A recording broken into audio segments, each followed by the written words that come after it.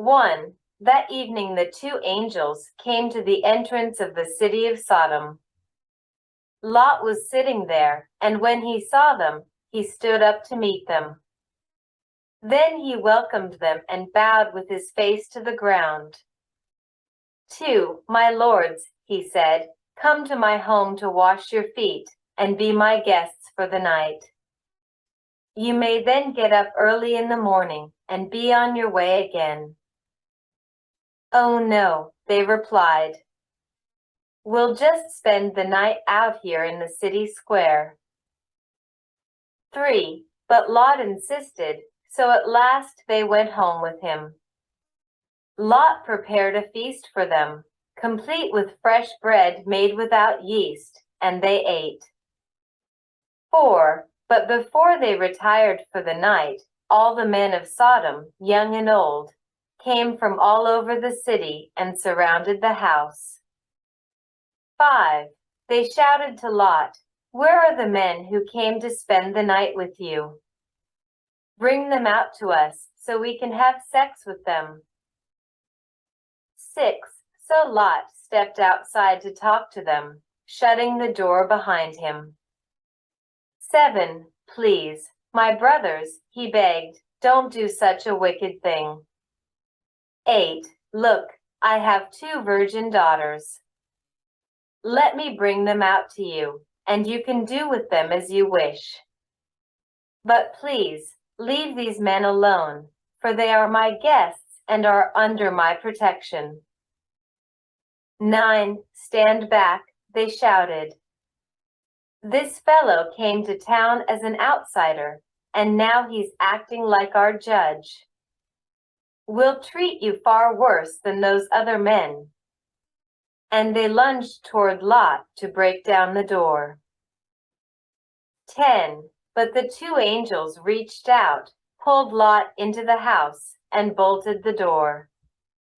11. Then they blinded all the men, young and old, who were at the door of the house, so they gave up trying to get inside. 12. Meanwhile, the angels questioned Lot. Do you have any other relatives here in the city? They asked. Get them out of this place, your sons-in-law, sons, daughters, or anyone else. 13. For we are about to destroy this city completely. The outcry against this place is so great it has reached the Lord, and he has sent us to destroy it. 14. So Lot rushed out to tell his daughter's fiancés, quick, get out of the city. The Lord is about to destroy it. But the young men thought he was only joking.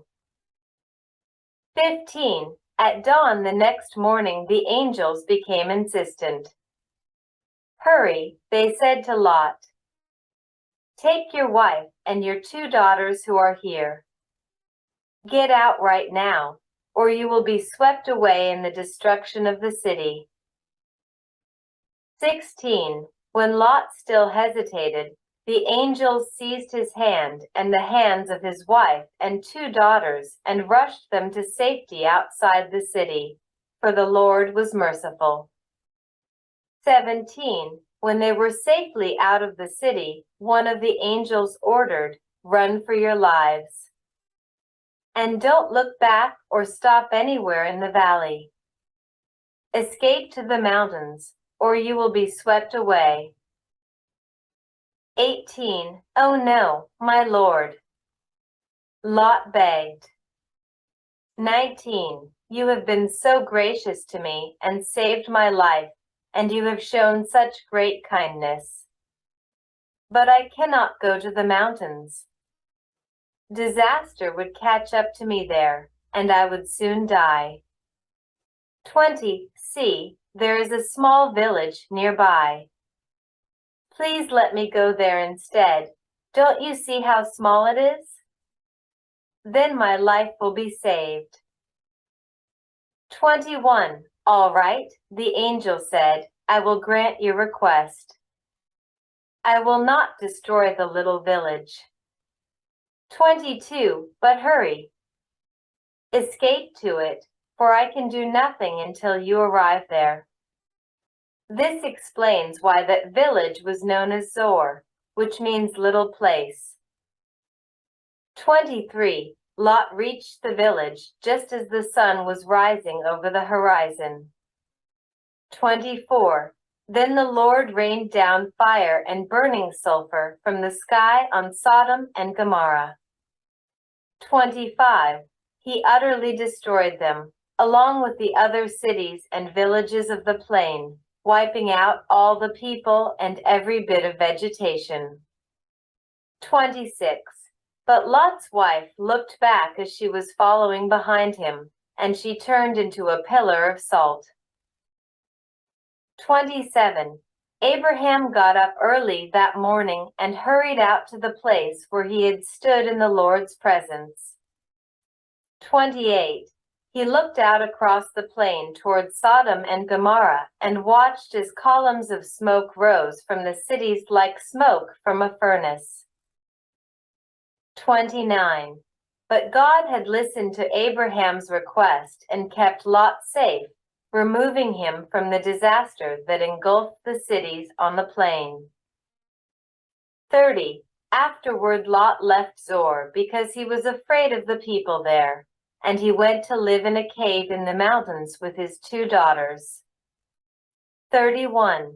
One day the older daughter said to her sister, "There are no men left anywhere in this entire area, so we can't get married like everyone else.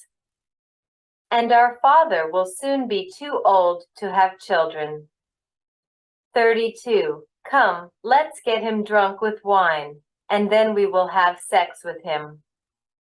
That way we will preserve our family line through our father. 33. So that night they got him drunk with wine, and the older daughter went in and had intercourse with her father. He was unaware of her lying down or getting up again. 34. The next morning the older daughter said to her younger sister, "I had sex with our father last night. Let's get him drunk with wine again tonight, and you go in and have sex with him. That way we will preserve our family line through our father." 35. So that night they got him drunk with wine again, and the younger daughter went in and had intercourse with him. As before, he was unaware of her lying down or getting up again. 36. As a result, both of Lot's daughters became pregnant by their own father. 37. When the older daughter gave birth to a son, she named him Moab. He became the ancestor of the nation now known as the Moabites. 38. When the younger daughter gave birth to a son, she named him Ben-Ammi. He became the ancestor of the nation now known as the Ammonites.